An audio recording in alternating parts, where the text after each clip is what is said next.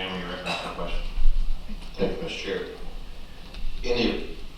What I hear you saying, you tell me if I'm hearing you wrong because it makes a difference how I listen to the rest of the conversation. If we have the latitude under the 1332 waiver as a state, that as long as we put together whatever combination we decide to make up as a state, and it meets those 10 essential requirements of ACA, then in all probability, we might be successful in our journey. Representative, let me just tweak what you said. You will not be judged, in my opinion, you will not be judged by whether you provide coverage across those benefit categories. In other words, the ACA has very specific categories: preventive care, prenatal care, etc. I do not believe that a plan would have to provide coverage across those 10 as specified in the ACA.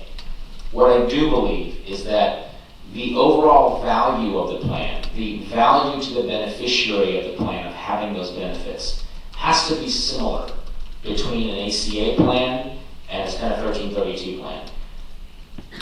So it's difficult to say. The slam dunk case would be if a state said, okay, we want to provide a state reform plan that covers those 10 essential health benefits categories. Well, that's easy, because then obviously you're doing the same thing. It starts to get a little bit more complicated if a state said, for example, I like 8 of those categories, but I really don't like 2 of them. And so I'm going to provide all my plans have to cover benefits across 8 of the 10 categories, and we're going to provide some additional benefits to make up for the value of those 2 that we're not providing.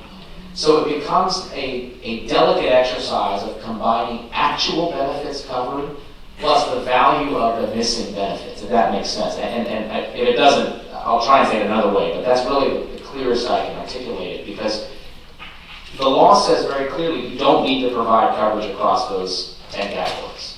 But it also says your coverage has to be at least as comprehensive as what those 10 categories would give you. Follow up, Mr. Chair.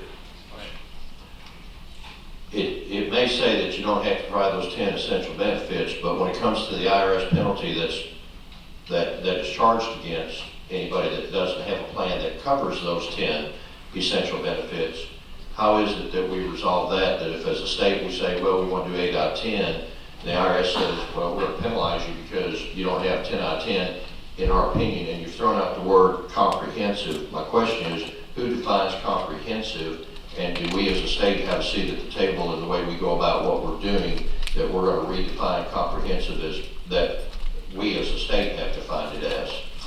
Yes, sir. So let me answer the second question first. The determination of comprehensiveness takes place in a negotiation between the state and the appropriate cabinet level officials in the administration. So yes, the state would have a seat at the table, and it would be part of a negotiation that the state of Arkansas, for example, would have with the Secretaries of Treasury and Health and Human Services.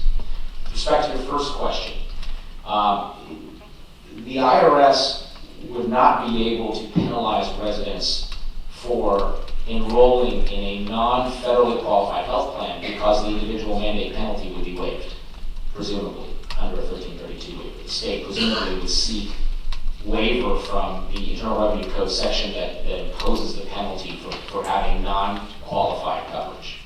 So the IRS would not be able to impose that penalty, presuming the state sought waiver of that provision of the Internal Revenue Code.